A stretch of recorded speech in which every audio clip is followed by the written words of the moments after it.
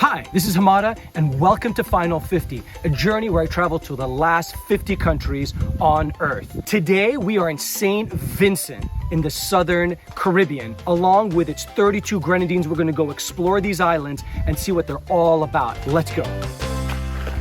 All right, getting ready to head out to a very special place, which is the island of St. Vincent and the Grenadines. To get to the islands, we found a great flight from New York City via Trinidad and Tobago to St. Vincent in the Southern Caribbean. Now, it's not easy to get here.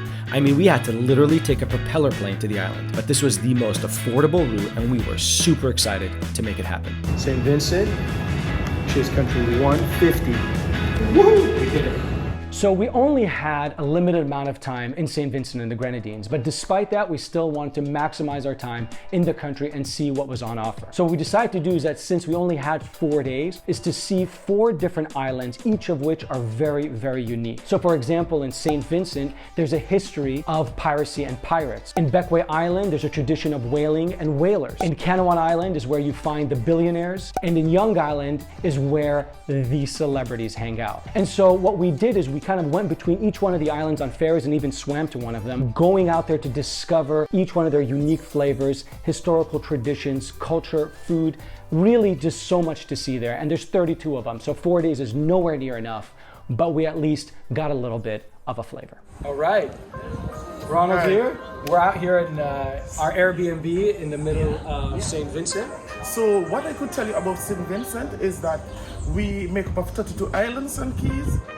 This mainland St. Vincent, so we have the rivers, we have the trails, which is like Vermont Nature Trail. Anything else that really makes for you something that you're proud of? Why tell people to come to St. Vincent? Well, one of the things that I'm proud of is the people itself. Okay. You know, they're very hospitable, they will be glad to help you, and they will give you a welcoming vibes. They will actually want to cook for you, show you around, you know, make sure that you have a good time. Especially, they will always be introducing you to our local rum, which is the Sunset Rum. Yeah, I saw that. They call it Overproof. So we're gonna try this on the trip. Hopefully I don't teal over. On the first evening, I decided to do my traditional run in every new country. But since the roads are tight, traffic is crazy, and in some places quite scary, I decided to run in a really cool, unique venue on an old runway in the center of the city. Doing my run that I do in every country, especially every new country I go to. And right now I'm running in St. Vincent. What's amazing about this is that it is a old runway from the old airport.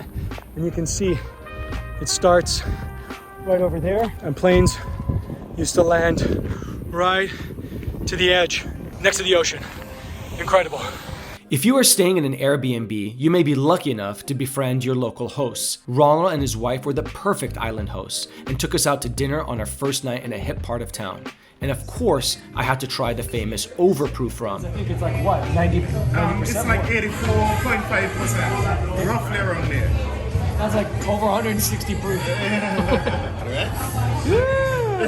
Good. It's burning the hair on my chest, the inside of my throat, but I'm feeling Vincentian right now. So one in St. Vincent, do as a Vincentian.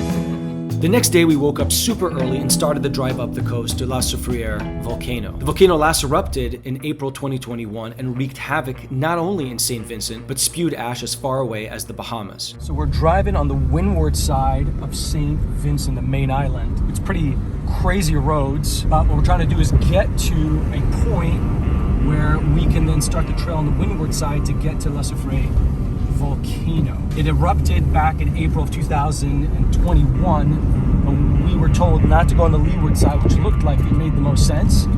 But they said go to the windward side, it's safer and it's not going to take as long, but it's still going to be a pretty steep incline. The hike to the top was no joke. We climbed through thick foliage and on trails that kept disappearing on us. All right, it's hot, muggy, and crazy bamboo everywhere. And we're making it up slowly. Pretty thick foliage right here. Right behind us is a riverbed that's also where the lava from the top of the mountain flows, destroying pretty much everything in its path. And it only got harder towards the top, especially since the gravel was so loose and we kept slipping. But it was all worth it. By the time we reached the crater, we were simply blown away. It was one of the most incredible sights I had ever seen.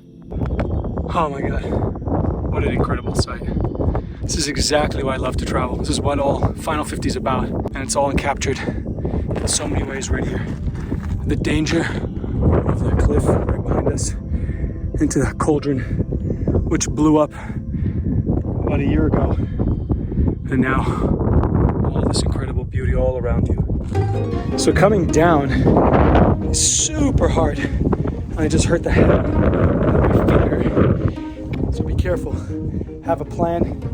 I couldn't even tell you. Try the path, but everything's so slippery and rocky. So just be careful. After the hike, we wanted to transition to some low-key exploring, so we decided to investigate a cool chapter of Vincentian history. As it turned out, there is a history of pirates and piracy just off the coast of St. Vincent, including the famous Black Beard. So it's no surprise that the creators of Pirates of the Caribbean chose St. Vincent to be the site of one of the installments of the movie series. So we decided to go to the locale and check it out for ourselves.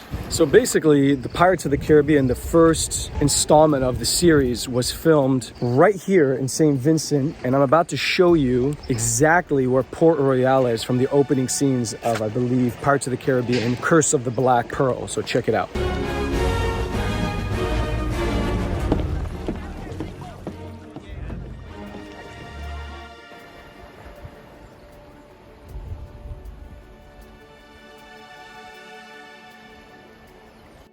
The next day, we decided to go to Bequia Island, which is about an hour by ferry from St. Vincent. The island has some amazing beaches, incredible sailing, and a long-standing tradition of whaling, which is not typical of Caribbean islands. All right, we're in island number 2, the biggest of the Grenadine Islands, Bequia. We're gonna go out and check out some beaches, and also this is the launching point for whaling. They've kind of like tapered down on that whole process and that whole experience, but we can check out some of the stuff that still talks about it here in Bequia.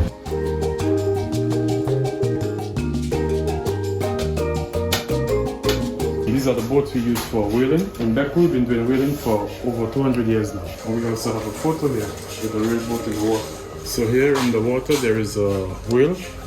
We hunt the humpback whale. The whale, we use the meat for food, the bone for scripture, and the oil for medicine. They hunt about 4 humpback whales a year as part of a tradition that's been going on for many, many years. And while I definitely don't condone the hunting of whales, it's interesting to see how they preserve the tradition and that they use each and every part of the whale. As I was walking through the island's main town of Port Elizabeth, I stumbled on a local fruit market and had a chance to meet the farmers and even had some fun tasting the fruits for myself. That is delicious. It's so-so. So-so. And what does so-so do for you? So-so is good for cancer. Uh-huh. And it's aphrodisiac, makes it stimulates the body. Stimulates the body. So apparently another really famous thing about Bequia is sailing. And usually during certain times of year, they have huge sailing festivals here in the island. And it's mostly because the waters are so much calmer here. And because the waters are so calm, the beaches are simply amazing with white, soft sand, little coves and bays scattered throughout the island. On day 3, we decided to head off for the night in Canouan Island, which takes about 3.5 hours by ferry. Island number 3, Canouan. Unreal. Beautiful place. Either side, you get an incredible view, and you get to ride these cool little golf cars to check out the island. So Canouan Island, which is one of the smaller islands in the Grenadine chain, is known as where billionaires escape the millionaires, and they come out to this beautiful place, which you can see behind me is just incredible. On both sides, pretty narrow, so you get some incredible beaches, white sands, and then obviously, I mean, just the boats, the places, and yeah, where we're at, Soho House, which is one of the hot spots out here. Okay, man, we're here with Sydney, who's the food and beverage main man over here in Soho House. So tell me, what makes Canouan so special? I believe it's the people. The population is less.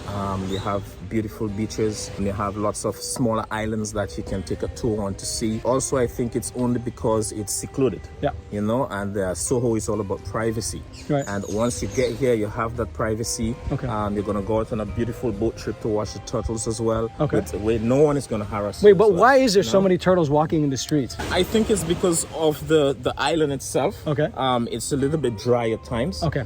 We don't get rain every day. That makes the weather even more beautiful. So when you come to Canouan, you get sun. You get a lot of sun, so you can lie on the beach all day. Okay. And like you said, if you go out, you're gonna see lots of these turtles. Right. They're very slow. So if you're driving and you see them, you have to wait for them to pass. We have a golf car. We were about to hit 2 of them, but we were able to kind of let them take the right of way. All right, we got jerk chicken coconut rice, and I believe in the Caribbean they call this provisions. Plantains with banana mixed together and made into kind of a fritter. Right in paradise.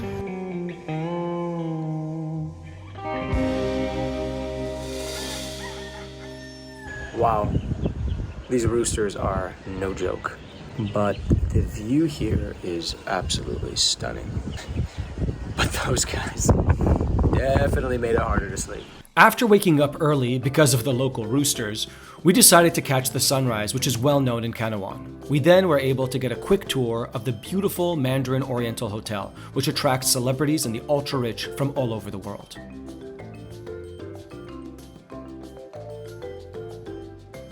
On the final day, we went to Young Island, which is literally right off the coast of St. Vincent.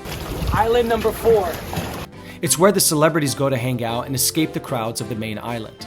I decided, since it was so close to the shore, to just swim there.